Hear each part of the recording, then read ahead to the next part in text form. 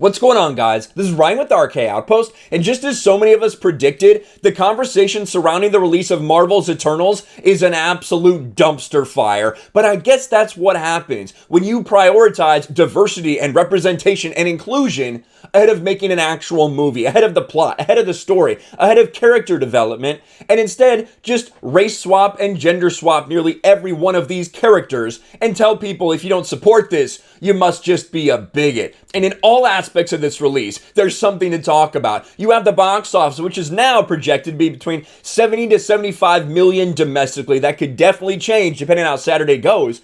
But at one point in time, this movie was projected to make well over $100 million opening weekend, even with COVID considerations. So that has absolutely gone downhill fast when it comes to box office projections for this movie. It's not helping the fact that it's being banned in several countries around the world because of the gay kiss scene. A lot of countries in Saudi Arabia, and also Nigeria is the latest to ban this movie as well.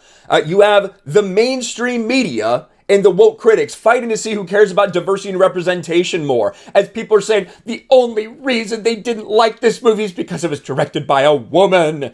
Yeah, I don't think that's really going to play out for you. And of course, we have Rotten Tomatoes shenanigans going on, and we might as well start there.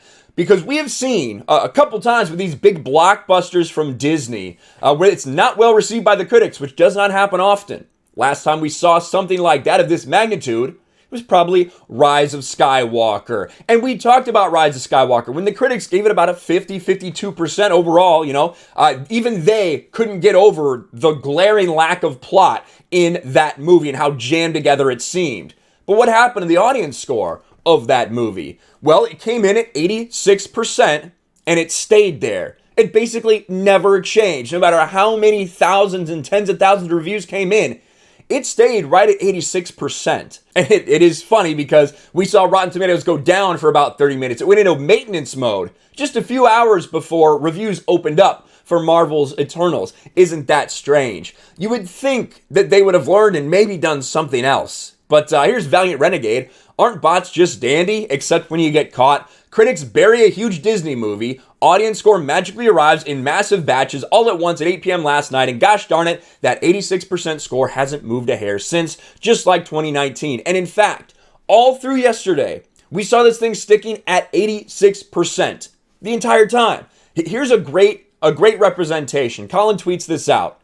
The idea that this has not moved tells you that something was going on. And we've seen Rotten Tomatoes literally change the way they do everything in order to protect Captain Marvel. So if you don't think that they would do something like this to protect a movie, you're kind of nuts. 50, this is like one of the first screenshots you could have possibly found after it opened up. 86%.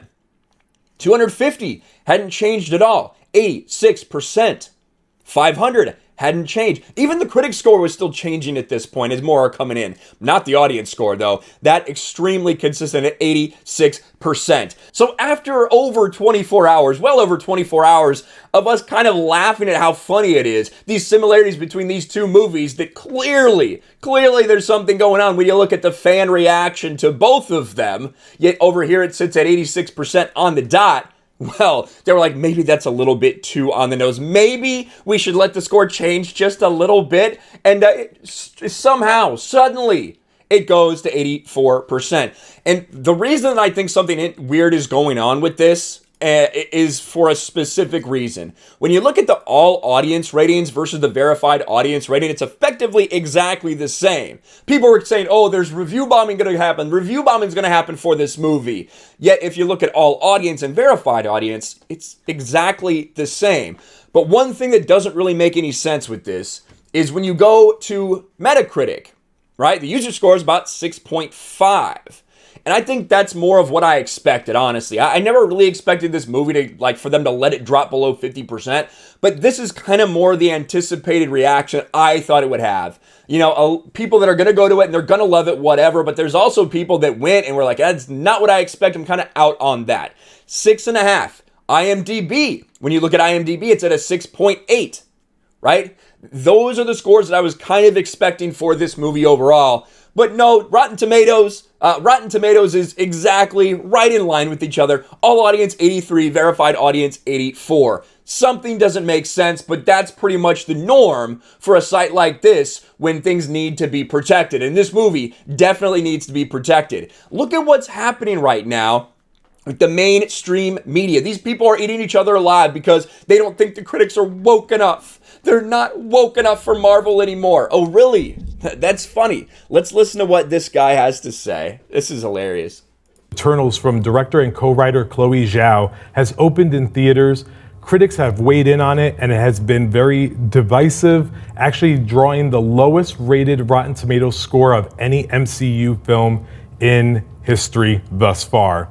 First of all, Elizabeth, it is not a bad movie in the slightest. I think it's one of Marvel's best efforts thus far. Has great action. It focuses a lot on story. It's diverse, as oh, it's diverse. Great. That must be why people love it. Great characters, all that. I think this speaks to a larger problem that is in the industry. Anytime a woman takes on the action genre, which has been typically made for men to helm, people come harder on that filmmaker when she takes it on. I think it's the issue that needs to be addressed because it does not draw that criticism that it's been receiving. I agree with you 100%. Right when you started talking about this, I said, imagine that. The film that is directed by a woman has the lowest score on Rotten Tomatoes.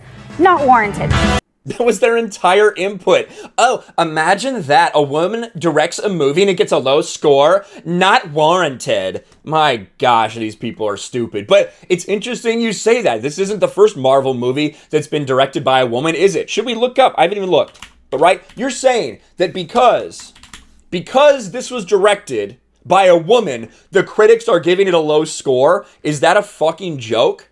Should we look at this movie real quick? Captain Marvel, 79%. Is that why Captain Marvel? Is that why Captain Marvel's not sitting at 50%? This was directed by a woman, right?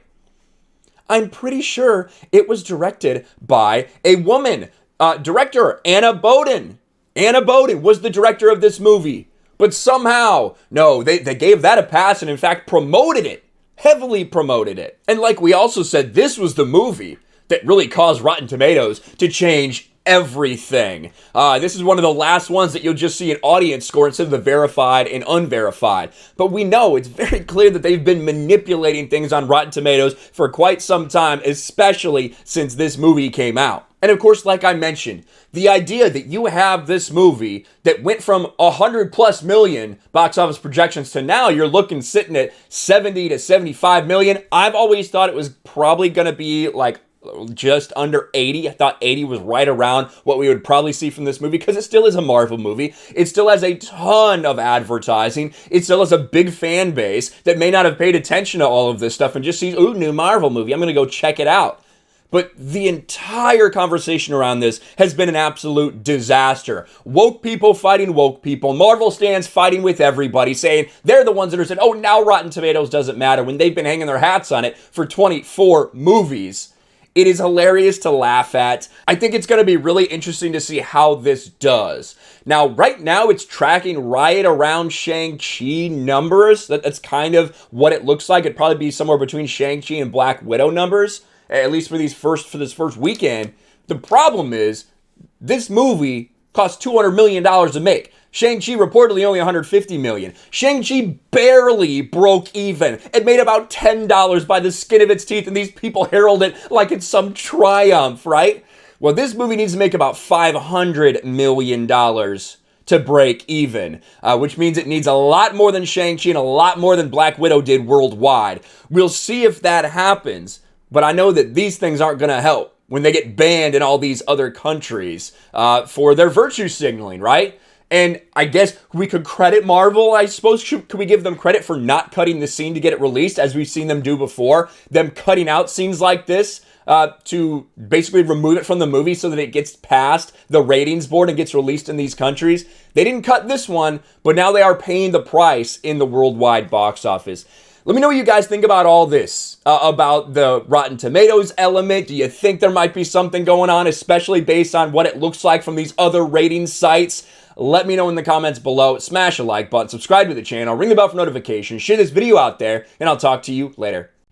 Thanks for watching, everyone. And a huge shout out to my patrons. I appreciate you guys so much. Want to follow me on Twitter or Instagram? Check out the description below. You'll find links to my P.O. box and my Patreon as well. And I'll talk to you guys later.